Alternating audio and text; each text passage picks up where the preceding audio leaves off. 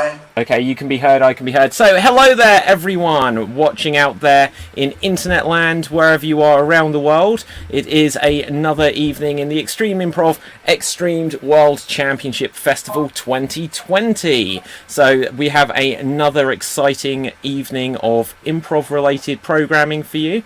In an hour's time, we have a show which is entirely in Spanish. So, this is going to be a very international night. But first of all, I'm going to be handing over to Ashley, who will be hosting for this show, which is Improv and Me, a discussion of improv and mental health. Over to you, Ashley. Thanks, David. And can I just say about the Spanish show, Escándalo. Lovely. So this is our podcast that we're doing with Improv and Me, and it's a discussion about improv and mental health. So it sort of came about when I was talking in the green room of one of our shows regarding the BBC documentary called What's the Matter with Tony Slattery, a famous British improviser who suffers with mental health problems. And it was from that I was discussing with other people how prevalent mental health issues are within the improv world specifically, obviously just throughout the world, but what we see in the improv world. And when we floated this idea, and David said, well, let's look at making a podcast about it, and we kind of floated the idea into the world of extreme improv, we had a lot of people wanting to get involved and talk about it. And that's what I'm going to do now is I'm going to introduce everybody with the little bios they've sent me. I may just, I don't know. And everybody introduce themselves and then just kind of crack on and get down into this, shall we? I'm Ashley. I'm an improviser who lives in Southend. And I work within an NHS mental health trust, working specifically with dementia. And I'm also the world champion for Extreme World Championship, whatever. And then we also have Lee Terrell, who is my improv dad, he's from London, and he has over 33 years of experience doing and teaching improv, and he's still laughing and still learning. Hello, Lee. Good evening all, good evening all, good evening. How are you doing? You all right? I'm very well, thank you. This is the second thing I've done today about this. Really? Well, yeah, I'll speak about that in a minute. It's interesting. Well, you've already got everybody on tenterhooks. Well done.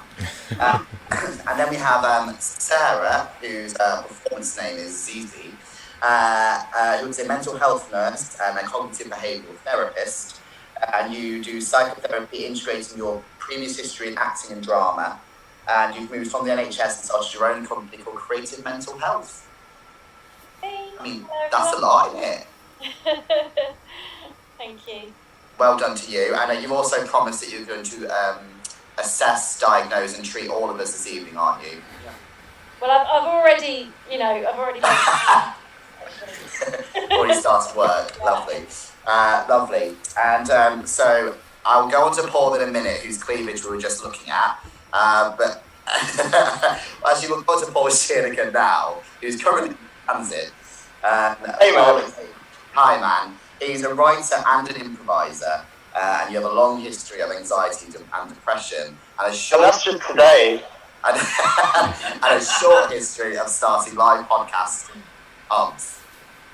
Look, I thought it would add some ambience. I thought it would be a nice little atmosphere. I thought we could all have a laugh about it. But instead, all I get is, you can't do a podcast in a pub. Well, we're very, very lovely to have you, and I'm looking forward to seeing whereabouts in Southend in Essex you're going to plop yourself. Probably in a crack den, mate. That's all over. Excellent. We found the bar, and we're under it. So then we also, I'm just going to quickly throw back to David, who's the director of Extreme Improv. You've directed and taught 10 years of improv, and you're also the author of the Extreme Improv Big Book of Games. I am. Thank you very much. Very much looking forward to the discussion. And thank you, Ashley, for coming to me with the idea. Not a problem. We also have Elkie, who is an improviser from New York City with over 9 years of experience. And you're a self-proclaimed improv junkie. You specified improv junkie. And you said that improv keeps you sane. Yes. And what I also like is that you are representing the entirety of the US tonight. A lot of weight on my shoulders. Well, you can't do much worse than the current guy that's doing it. And we also have Hannah, who is an improviser and actor from Liverpool, and that's all the bio you can be. I'm just a silent ninja of improv, really. Just here to talk mental health and drink Coke and eat Milky Way and have a good time. Well, that's what I'm really with. That was specified tonight. I've got my Milky Way. Yeah. And finally, we have Adam, who is a full-time improv and drama teacher with Extreme Improv. And is it that you're also a podcaster as well? Yeah, so hello everyone first. So I'm a drama teacher, full-time drama teacher in a secondary school. And I do improv alongside that, so I obviously with Extreme Improv and other little bits and pieces. But yes, I do podcasts as well, mental health, and I've got a Harry Potter one as well. So, yeah. Perfect. Indeed. Absolutely perfect. And I've been with Extreme Improv for 3 years with Extreme Improv. OG. Really good. Cool. Right. So that's everybody. Let's get into this. First of all, I just kind of wanted to start with Lee Terrell.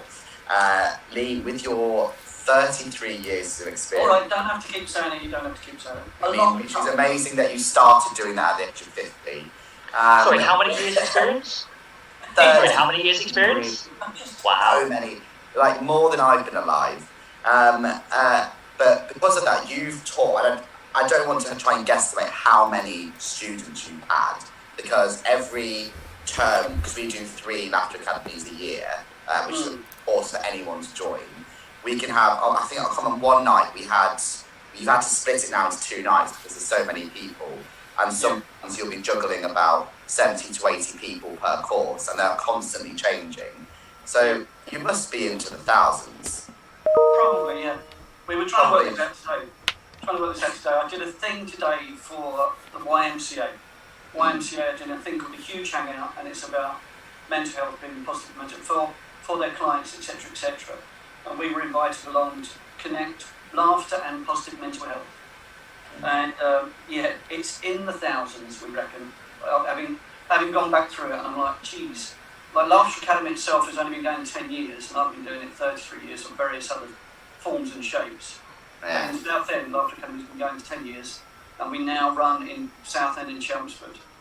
So we were doing 2 lots, we're starting, and a possible third that COVID put a stop to in Hornchurch. So we won't talk about her, but with your vast experience of thousands of people, you must, because I know that you do talk about mental health in your courses, so you must have seen your fair share of thought to yourself, there is a big connection here. Oh, absolutely, and as probably Paul will attest to later on, because he's, one of the lovely people who does the course. It's wonderful to watch the connection of like improv, as we all know, because we're all improv junkies. The positive outcomes it has. You watch people grow and or learn coping mechanisms, and they don't even know they're doing it. And to watch and to have. One of my favourite things, briefly, I had a guy stop me on the high street once, saying, and I hadn't seen him for about 2 years, but he did a course, he did 3 courses, he did an entire year of courses. And he came and says, I just want to say you changed my life. And I said, how? Before improv, I would have never have gone out with this girl who I really fancied, and I just did all the improv techniques of listening, accepting and building, yes-anding. I said, oh, brilliant, really brilliant. He goes, no, I've moved in with her, and we're marrying. Oh, this wow. was a guy that was so shy.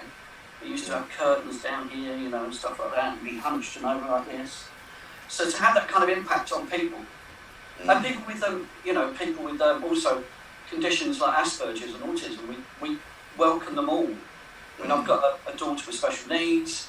I've got a nephew with extreme special needs, and watching how you play improv with those people as well. As long as you're as willing to go yes and you accept where they want you, where they want to go, and you build with them, that they just fly. It's beautiful. Yeah, absolutely. And Adam, is that something that you have also seen, obviously, because you're as a drama teacher as well? Is that something you've all seen? Yeah, absolutely. I mean, just going off what Lee said, I think what you said really sort of resonated well with me, because again, as a teacher, as a drama teacher, because I've just done my first year as a trainee teacher, so I'm doing like a 2-year trainee teacher course. And in my first year, I've gone into a secondary school where there has been no drama before, so they've not had drama as a subject. So I'm coming in and I'm setting it up. I've done the curriculum, and I've set it up over this year, and just the change I've seen in some pupils, especially those that are very shy and quite reserved, and coming from, I suppose, a deprived area, they don't often get the opportunities. Like, a lot of them have never even seen theatre or heard of it, and a lot of them have never kind of experienced any kind of live theatre before. And so coming in and seeing that and seeing the change in them has been just absolutely incredible, and it's incredibly heartwarming. Because I've always said from the very beginning that it's all about the connection that you have, exactly like Lee just said, the yes and the accepting what they're saying, move on, and all of that kind of stuff, like Lee said. And it's all about that connection. I've said it from the very beginning. It's the connection that you have with the students that gets the best out of them. People will disagree with me, and people have.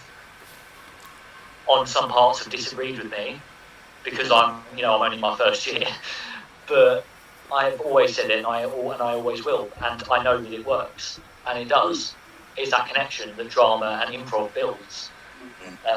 It's literally that. And what about you, Paul, who's now, some might say, the driving force of this podcast?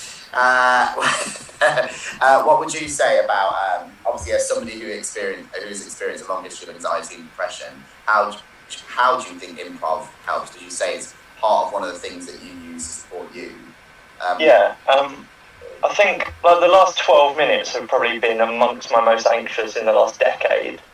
Sorry, mate. But aside from that, it's really weird. Like, I sometimes think about where I would be if it wasn't for improv, and it sounds really melodramatic to be like, I don't know if I'd still be around if it wasn't for it. Like, when I first started doing Laughter Academy, and Lee will attest to this as well, I was a completely different person. It was 2011. I was just like really, really lost. I was very insular. But I'd always had this thing where I wanted to do drama. I was really interested in it at school, but people don't allow you to play and to mess around and to explore when you're an adult. You're just supposed to knuckle down and just carry on with things. And the way that Lee teaches and the way that improv beyond that allows you to grow has just really helped me to adapt in any situation. Yeah, I think the idea is Lee always teaching us that the Laughter Academy specifically, but I'm sure other courses approach it in other ways, maybe not, is that you teach us to think like children again. And obviously as a child you don't longer have these adult constraints where you have to worry about looking silly or daft or worry what you're going to say next. And obviously if you've seen children approaching people with depression or anxiety or Asperger's or bipolar, children just accept whatever's happening and just kind of go with it and form the relationship, an effective relationship, no matter what's presented at them. Yeah. Because the aim of a good scene or relationship is just accepting what you've got in front of you and building something together. Is anything singing to your soul here, Zizi?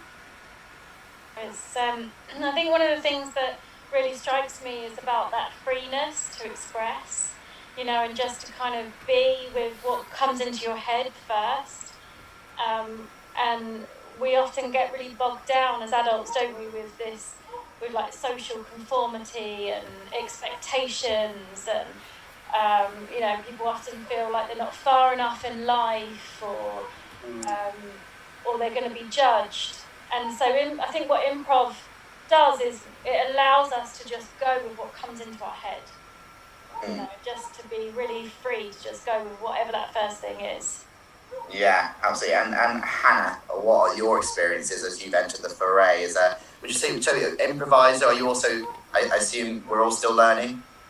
Oh yeah, definitely. I mean, I've been doing improv for years, but to be quite honest with you, improv has only really become something that has been like full time for me over lockdown.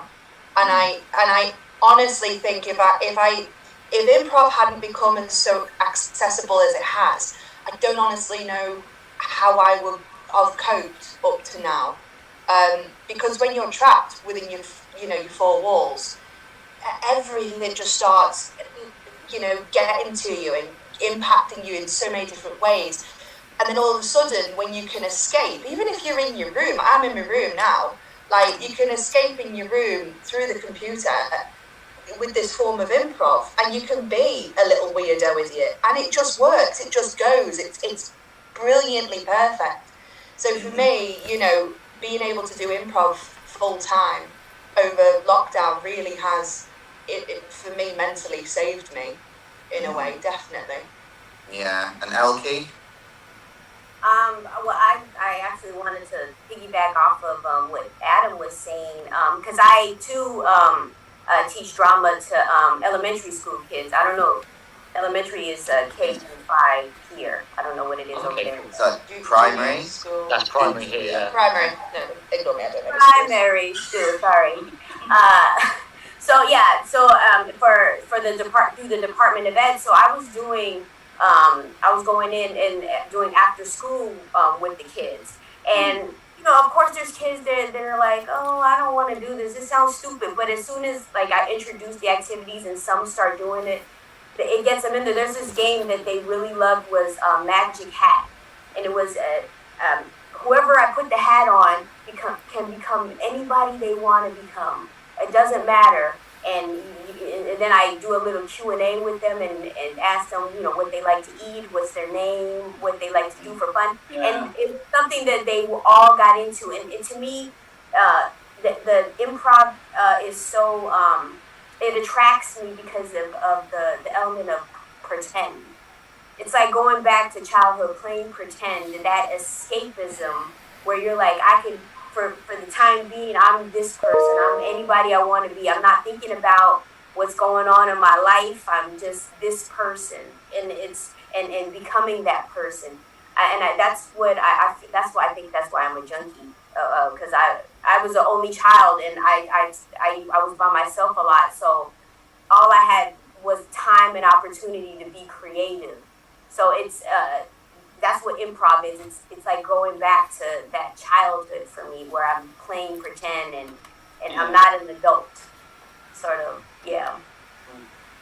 And finally, David, anything else to weigh in on these points? Yeah, so just to give a tiny bit of like my personal history with it, I've often said this and people don't necessarily get it from everything I do, especially that I run an improv company and improv shows and things like this.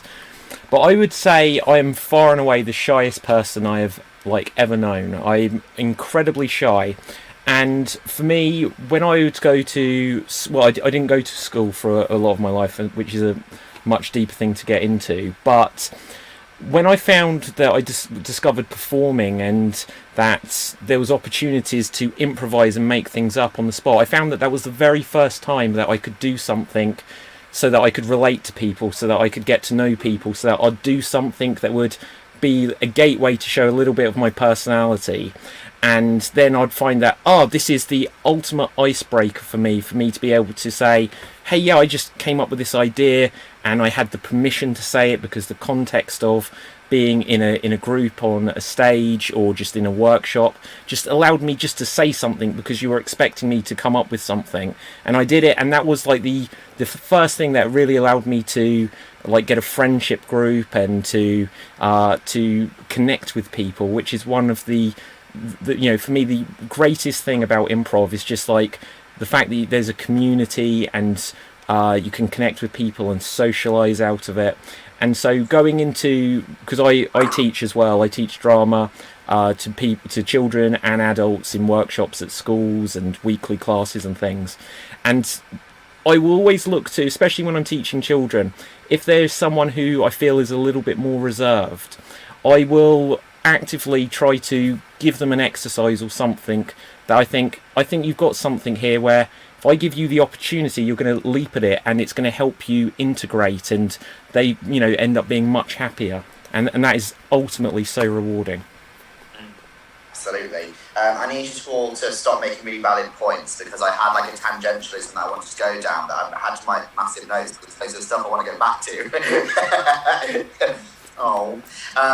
I think one of the things that has been a common thread with a few people is talking about freedom and this like getting rid of resistant adults, where we've all learned our own coping mechanisms and our own ways of trying to get past anxieties or a way of avoiding stressful situations, whether or not that's confronting it head on or running for the hills.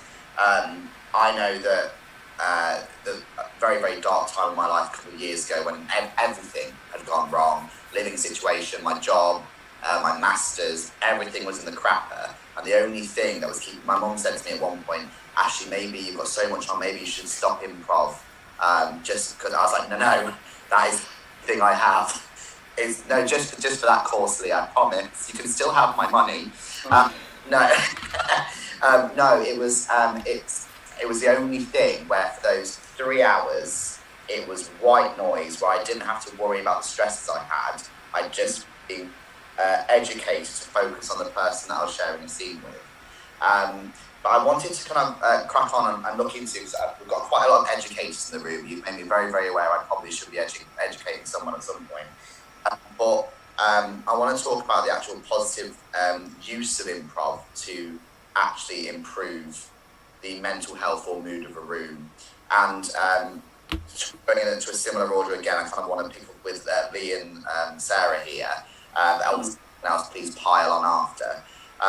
So first of all, Lee, with your course that you do a lot of corporate improv, don't you? Especially that are restructuring or where there's a lot of ineffective conflict resolution. You wander in and you throw at them and you say that you notice quite a few positive impacts of improv and the maybe a failing mental health of an entire room. How's that? The hardest thing to do for me, teaching not just corporately, but like we teach for Mind and other places and charities like that, but walking into a room where you've been given a remit of like, go and change the way they think.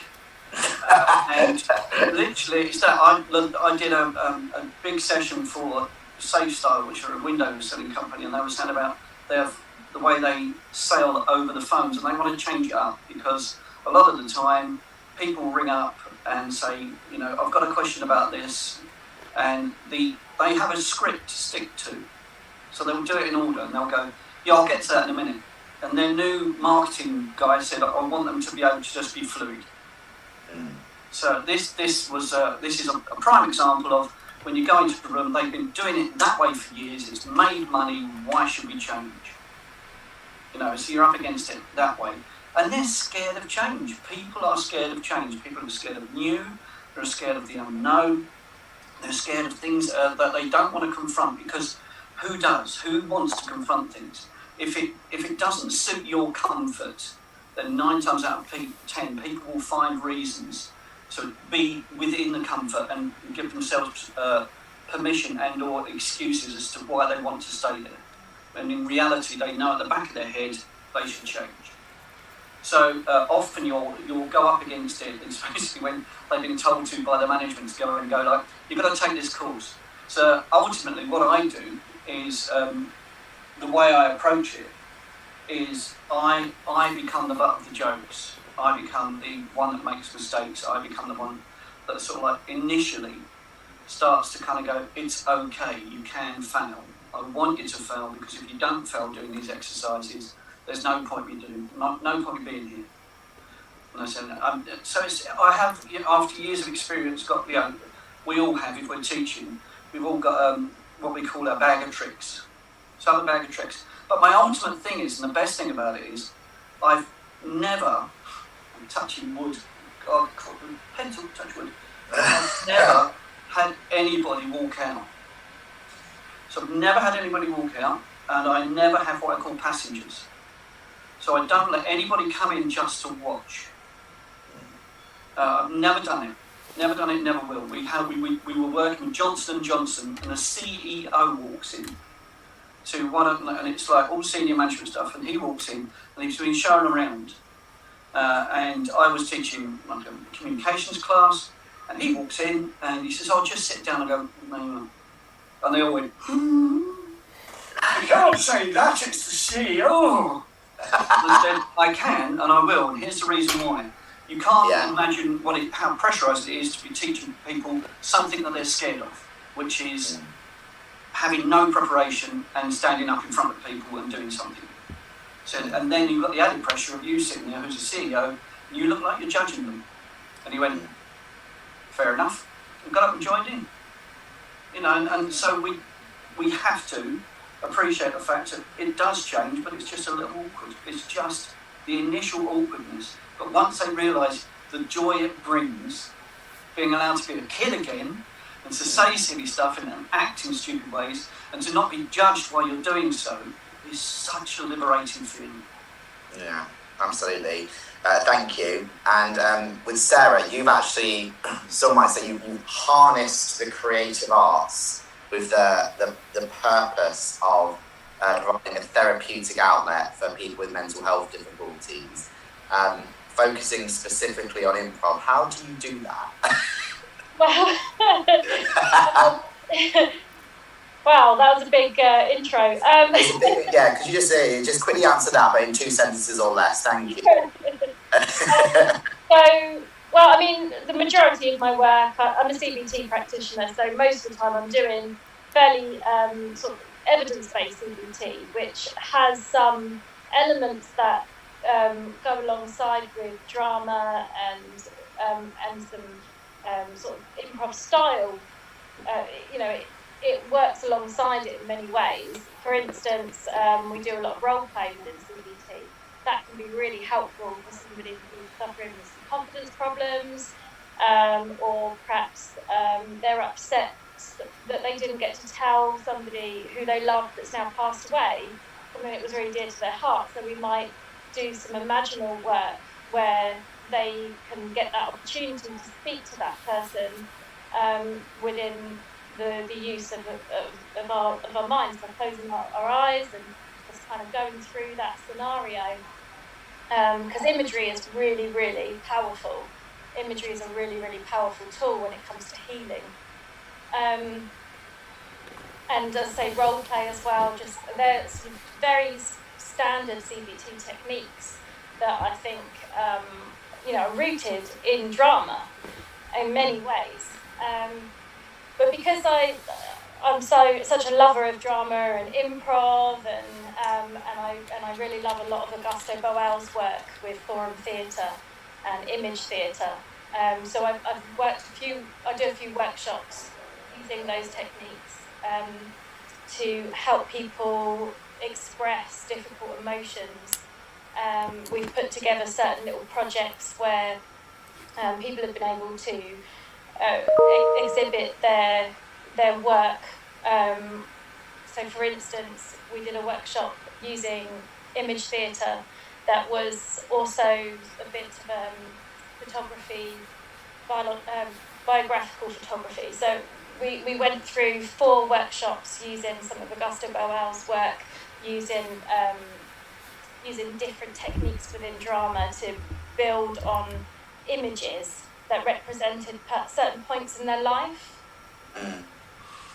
And then we had a photographer come in and take photos, and then that was then displayed in an expedition that we had. That was an amazing project. Other times using improvisation, not so much the improv that we're known doing within XStreamed. Single syllable words. More. We did some forum theatre around helping people understand the difficulties that somebody's going through when they're suffering with mental ill health. And that can be a really useful way of helping people to understand and helping people to know, to find ways they can help others, and in a really non-judgmental way, because we can try it out.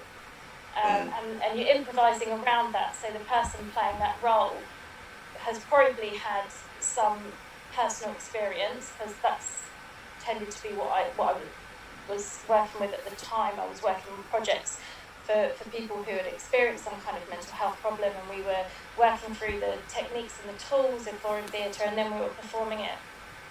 And so there was that opportunity, kind of a two-armed process of allowing people to have that expression and that time to learn the techniques, and then be able to show that to others, and then the other arm of it, allowing other people to learn how they can help, how they can form a greater understanding. So obviously I'm not a drama therapist, so these workshops weren't drama therapy. I have to be quite careful about that. Yeah. So my CBT work and my drama theatre work I separate. Yeah. I think you've touched on that I hadn't really thought of before, is that, because I had been thinking about improv and mental health obviously quite a bit because of this podcast, but I'd never actually considered the idea that improv innately contains therapeutic devices that we just don't name that way. We support them in different ways, and that's not something that I actually thought about. Has anybody else got to throw anything onto the pile here? So before just to add I'm sorry, I just want to pick up on what you just said, because I forgot to mention that another really basic CBT technique, which is quite similar to drama, is this idea of a 3-chair technique, where if somebody's got their inner bully, we might get them to play out their inner bully on one chair, and then they'll move to the next chair and they'll play out themselves. Kind of say, look, why are you bullying me? And then the inner bully will answer. So there's quite a lot of different techniques that we use in therapy that are rooted in drama. A lot of therapists don't like to admit it. Improvising your way into giving your inner voices an actual outside voice. Yes, exactly. So you're expressing it as an outside voice. If I can add to that something now, without going into details and stuff because it's not relevant to the story, I could say I've gone through CBT and a couple of other things at times in my life, and one of the big takeaways I had from it was that, as you say about putting, if you have something, as you described it, like your other version of yourself on a chair, your self-doubt or what have you, one of the amazing coping mechanisms I felt for myself is I can completely relate to improv. And in improv, we say about embracing failure. And when I teach improv, and especially because I do teach all of, with extreme improv, I put over the idea that it's competitive and there's hard games. But the first thing, and Adam especially, because you've been in a room with me, the thing I'll say is that, people enjoy when others go wrong. And when you can embrace the fact that everyone has the context of knowing that you're going to try to achieve something difficult. If you achieve it, great, they're on your side. If you don't achieve it, they're willing you on and they'll be on your side. So embracing failure when you learn that it's okay to go wrong in life, it's very empowering. And I can just say, taking that into the real world, I'll experience that. And people that know me, friends, my girlfriend, everything, so many times I'll just, if I feel like I dry up in conversational things, I'll just be like, so this is awkward, I can't think of anything to say, and I'll just embrace it. I'll just say, tell me things, and it's because I don't have anything to say. And just rather than there being the awkwardness of it, I'll just say, do you know what? I don't know what to say here, but this is going to be funny because I probably should know, especially with my girlfriend. We've been going out for 3 years, and I'll still say to her, I don't know what to say now, so help me out. And it just eases any tension, it lightens the mood. I do it with my parents, and just being able to say, I don't always know what to do. In the real world, most people don't do that. Most people feel like they're always supposed to know what to do all the time, and it simply isn't true, and it isn't true for most people. Yeah, just jumping off of that one as well, that was, it's really, because like you say, during the shows, when it goes wrong, it's often funnier. It's often the funniest thing when someone mucks up. It's why we watch bloopers on YouTube and stuff all the time, because it's hilarious watching people screw up. It's funny, and being in the shows and getting stuff wrong, I always find more fun than getting it right in a way, because that makes you're kind of on the same side as the audience. But I say to my students all the time, I used to do, alongside teaching drama, I used to do reading class for years 7 and 8. And sometimes the students, if I ask them to read out loud, they will say things like, I can't, I don't know how to read. Or they'll say, I've got dyslexia or something like that. And I go, I've got dyslexia as well. Look, you saw me stumble several times while I was reading. It honestly doesn't matter, and that will kind of spur them on in the right way, because I'll say, look, I've got dyslexia as well, I've got other learning difficulties, and it doesn't stop me, it's not held me back at all. If you muck up while you're reading, don't worry, just stop, try again. And I can see that result working a lot, and I often find in teaching sometimes there can be that emphasis of you need to be the perfect person, or you need to constantly be seen as like someone to be feared or someone impressive in a way. And I always find that it's actually quite nice being the sort of person that's actually on the same level as them, teaching them as well. You know, it's I always find that part of teaching so interesting. Absolutely, and I think about Lee's classes. I do sound like I idolise Lee. I need everyone to know that I don't. But I do. But the three things that you know, like David has said, is things being able to, and same with you, Adam. Lee said sometimes if you walk onto a scene and you don't know what to say I don't know what to say, and that can be enough to start a scene. Your improv partner will be there to help you out, and knowing that you're not going to be drowning on your own.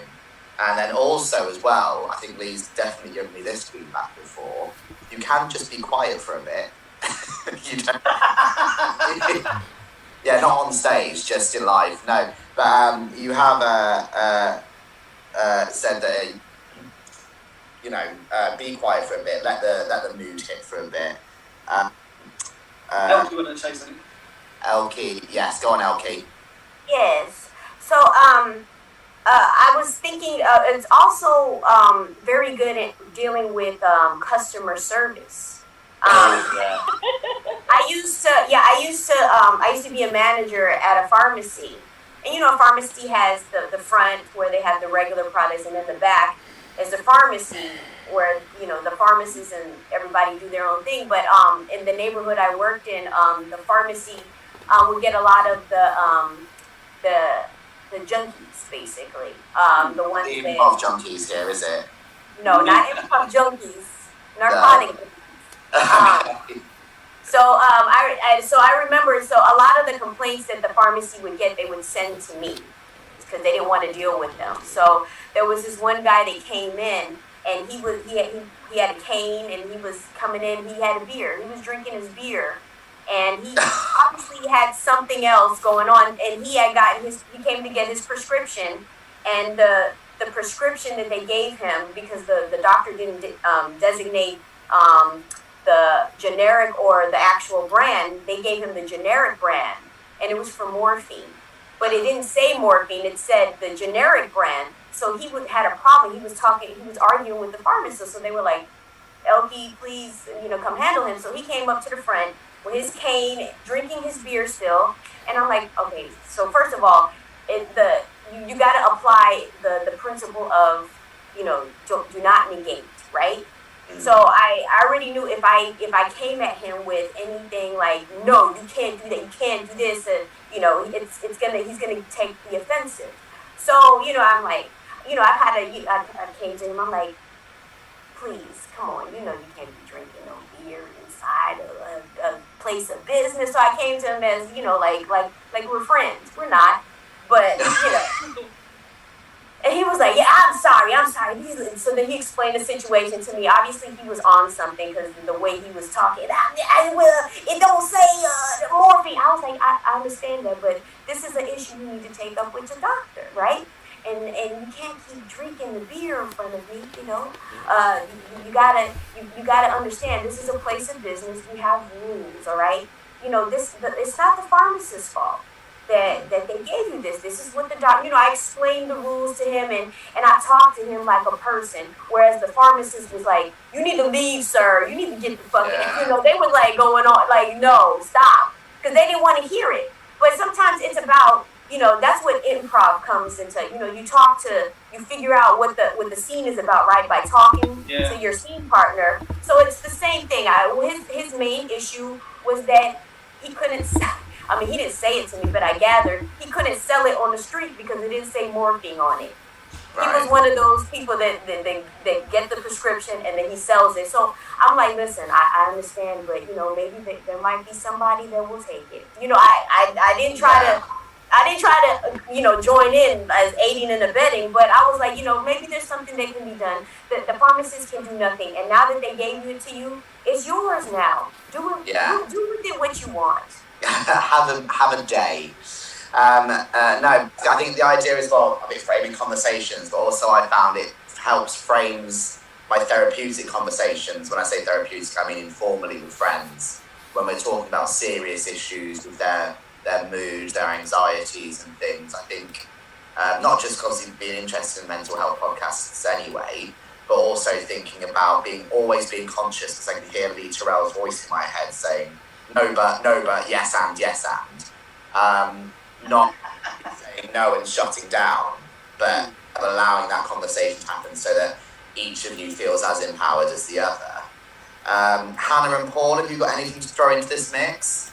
I didn't want to say, do you guys relate to the guy in the pharmacy? Oh yeah, definitely want to sell morphine. It sounds like a good career path. I think, what are we doing? But have you guys got anything else to throw into the mix before we move on? I just think, listening to everyone and moving forward in whatever's coming next in this discussion, these sort of podcasts are great. People are listening who are in the same boat, who are going through something that they don't feel anyone else understands. And then when you hear something like what's being discussed, and I'm sure what will be discussed further on in this podcast, you automatically sit there and you go, I'm not alone, and it's there are other people like me, and I should be not so much like proud, that's the wrong word, but I should be open without the worry of judgment, because that's where I'm going to get help, and that's where I'm going to get support, and that's where I'm going to get people understanding and acknowledging that I'm going through something. And if they can relate to it, 10 times better. And if they can't, I mean, I never, through my own personal stuff, I never really, I don't sit there and I don't judge people, because you just think they could be going through anything. And if I judge them, I'm judging their character without knowing them, without knowing what's behind those closed doors as well. You just can't do that. So I think with this sort of podcast, I hope loads of people are watching it and taking away the fact that they're not alone. Yeah, I think I agree, because I think one of the things that I often get, a friend of mine, Lee's and Paul's, has described it before as functional depression. This idea that I think a word that I heard on this documentary of Tony Slattery was hypothymia, and I'm not clinical or anything like that, but the idea of it, when they were talking about the concept of it, I was being stripped naked where I sat. I was like, that's me. This idea that I'm very, very hyperactive and very, very talkative, but then that kind of blends into me then running on stress, and even if I'm overtired and constantly fatigued, I'll still go out to see people. I'm still like a puppy, but that means that energy's got to come from somewhere, and that will usually then lead to me being 3 days of being completely apathetic, completely detached, and not even still feel stuff. And I'll go through these peaks and troughs.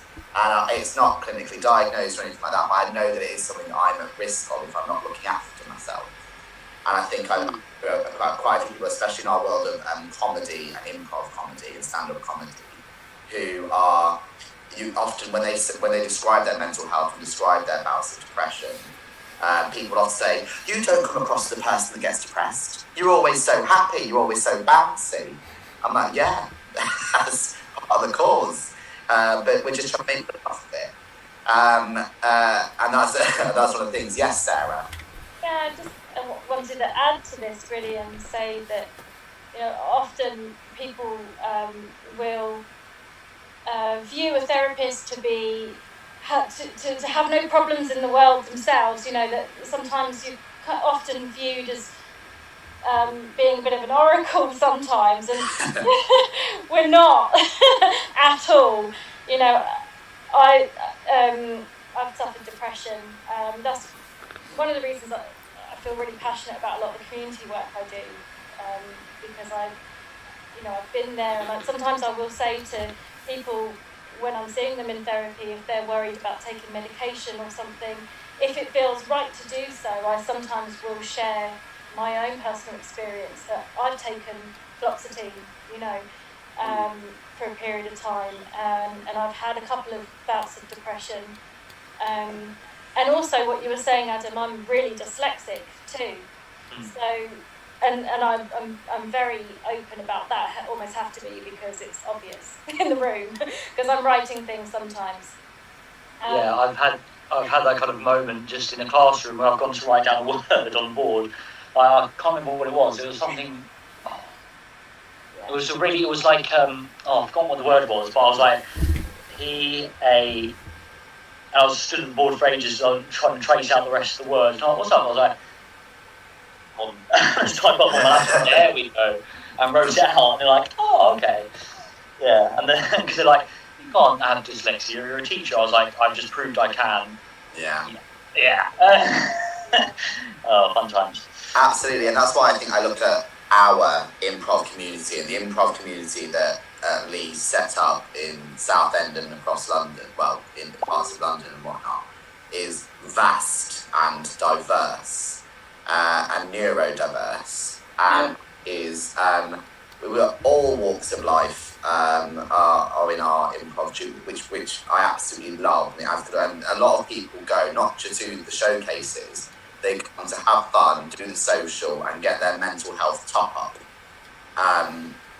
which I absolutely love. And as you say, what I've found the biggest thing that I've had to check in with is that we have people with anxiety and schizoaffective disorder. We've got people with bipolar disorder, and we've got obviously anxiety and depression and Asperger's. We've got physical disabilities. And then also we across the LGBTQ and gender spectrum, and across the race spectrum, country spectrum, and it's just, I think it brings a lot of people together.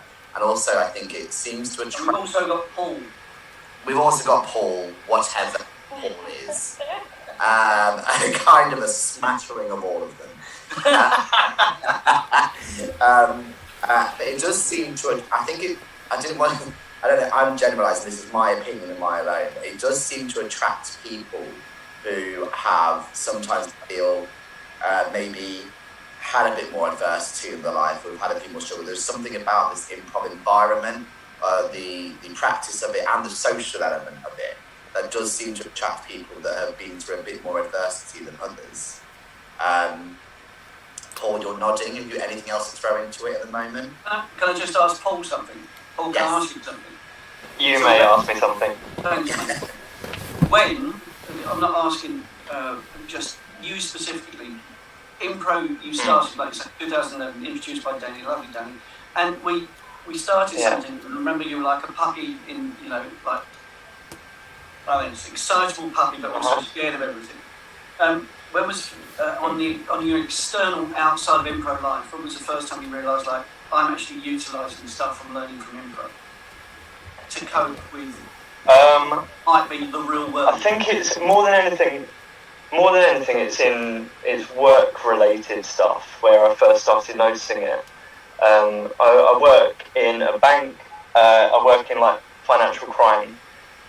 So everyone is very intelligent. Everyone's very well read, very well versed on that particular area. It's quite niche, but everyone knows what they're talking about. And we'll go around the table in a meeting, and I'll be asked for my opinion on something, and I don't know what's going on. And I'll say something, and people will nod, and it's because I've done like 9 years of improv now. And it happened today. Like I was asked what's going on with the team. I just pretended to click through. I was like pretending I was pulling up a spreadsheet. I was like, oh yep. So I think it's weird because I wouldn't have expected that from that first session. And I don't know if I've ever told you this. Danny told me I only had to come to one session and I never had to do it again.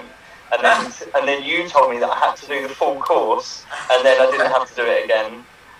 And here we are, nearly a decade later. I mean, regret is something we're told not to have. Blackmail is a great thing.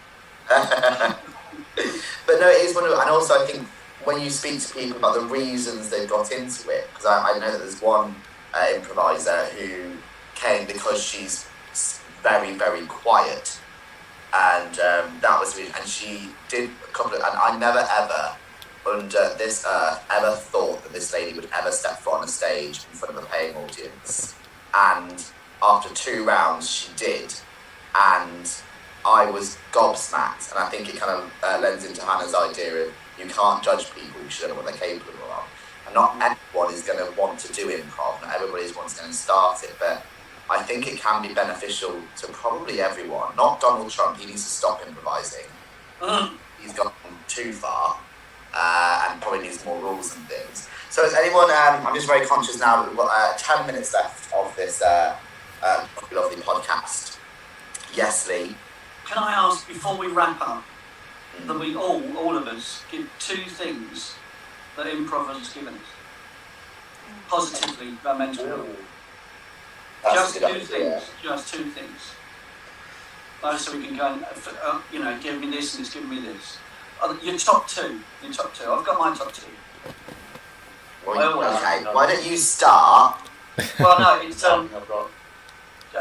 do you want to do this as a last bit? Because we've got 9 minutes left, mate. You can fit something else if you want, I'm sure. Well, because I was going to ask people for their final thoughts, really, and their kind of like their Jerry Springer's final thoughts. So I thought I could go around all of us and ask us for our 2 things that improv has given us. Anything that we want to finish up with by talking about mental health improv, and then where also people can find you on social media, your publications, and those kind of bits and bobs, if that's all right with everybody? Yes? Good. I also want to thank, just before we also start wrapping up, we've had some people in the comments who've been watching, which has been lovely. We've had Danny George saying, "Hi folks, and muy bien." And also Kate, I don't know if you're wandering around Southend, Paul. And also Sandra George has said, "I can relate, I've only just discovered improv and it has saved me. I love being allowed to be silly and not being judged." Jordan Gray, who we know being a very sarcastic lady, has said, "It's hard to relate to all this." What a wonderful panel. Lisa has said, "Well, I love you so much. Seeing your face has made my day." Thank you, Lisa. You also know me and Paul. To be fair, Ashley, I think she meant hard relate to all of this, meaning she really related. I saw that and I read it as hard relate to this. No, there's no 2 there. Changes the meaning. It's a hard relate. Yeah. Nina has said, "This is a wonderful conversation. Improv and Leachfell's guidance in particular helped me through a horrible time in my life. Even though I wasn't very good at performing, I can definitely fail." She's not. She's actually very, very good at performing. Thank you for sharing these stories. Lovely. Thanks everybody for watching and those comments. So why don't we start wrapping up? Paul, have you got your 2 things and what you'd like to throw into the mix? Any time that Lee says we're going to do a thing, I immediately have it come to mind. So I've got my 2 things. Amazing.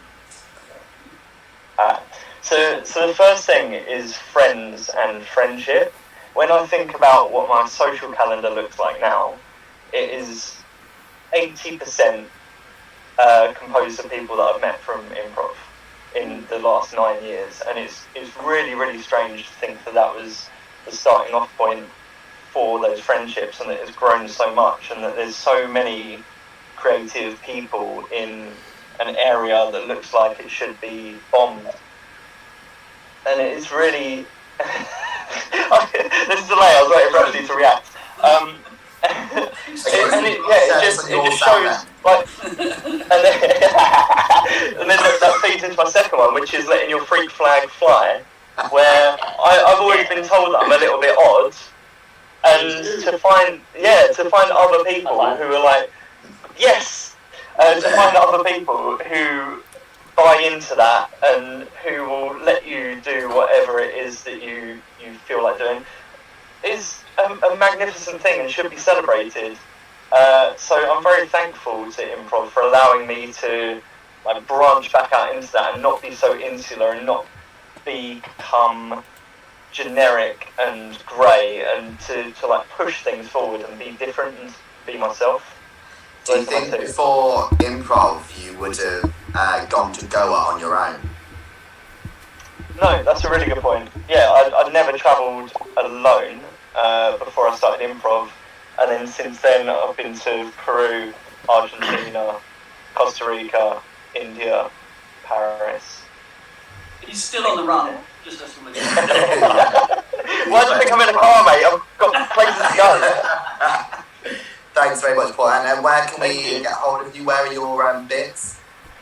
All of my bits probably best. Come on, Lily. We've all kept it above level until this point. Let's carry on.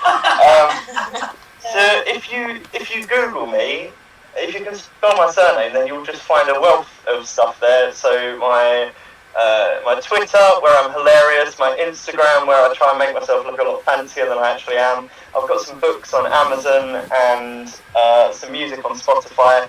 I'm like a rubbish Renaissance man. Yeah, I think that's fair. That's fair. Rubbish. Thank you very much, Paul. Thanks, guys. Okay, Hannah, Yeah. your 2 cents, your final thoughts, and where your bits are. My bits are currently all over social media at the moment. What? Yeah. No, you can find me on Twitter and Instagram at Hannah_McGowanX. It's the same name, and a bit like Paul, I just go nuts. Literally, there's me bits, me nuts all over social media, and do as much as I can to talk about random stuff that comes into my head, which is genuinely really random, and also support other improv artists and companies and so on. So that's where my bits are at. In terms of improv, like I said at the start, it's helped me through lockdown, like I'm sure it has for many people. It's given me an opportunity to just really advance in things that I didn't know before that I now do know. And also, it's given me the opportunity to perform. At Extreme Improv, I performed through this amazing company with David. He set up is beyond amazing, in my opinion. Thank you. And also, something that I'm only just starting to kind of be more, I don't know how to say this. Something that I'm starting to become more aware of, and something that I'm starting to judge myself less on, is that I have Asperger's myself.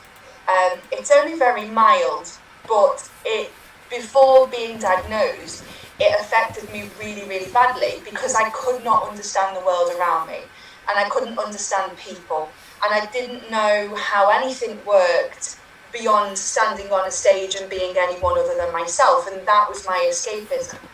Improv allows my many crazy characters in my head to hold a massive house party where anything goes. You can yes everything, you don't have to say no unless you want to, and you can just kind of exit stage left every time something gets awkward or work with it. But through improv, I've actually found a voice just in the real world. And obviously now lockdown's easing and you're getting out into the world again and you're seeing people again. And I've automatically found that I'm talking to people without the worry or the stress of saying something stupid or something that could come across as maybe a bit rude, or, however that conversation could possibly run.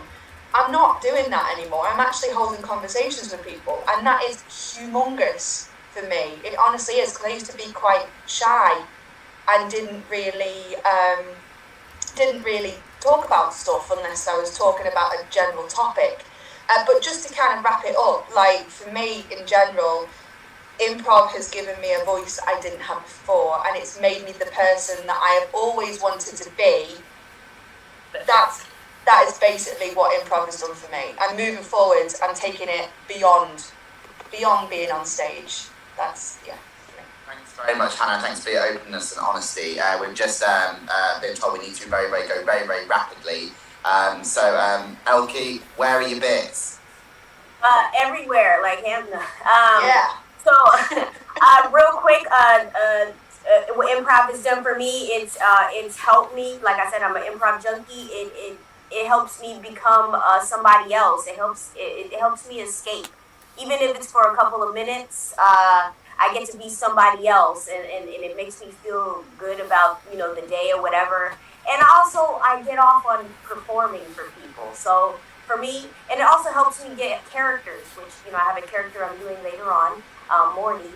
But if anybody wants to find out more about me, come and check me out, LPTV.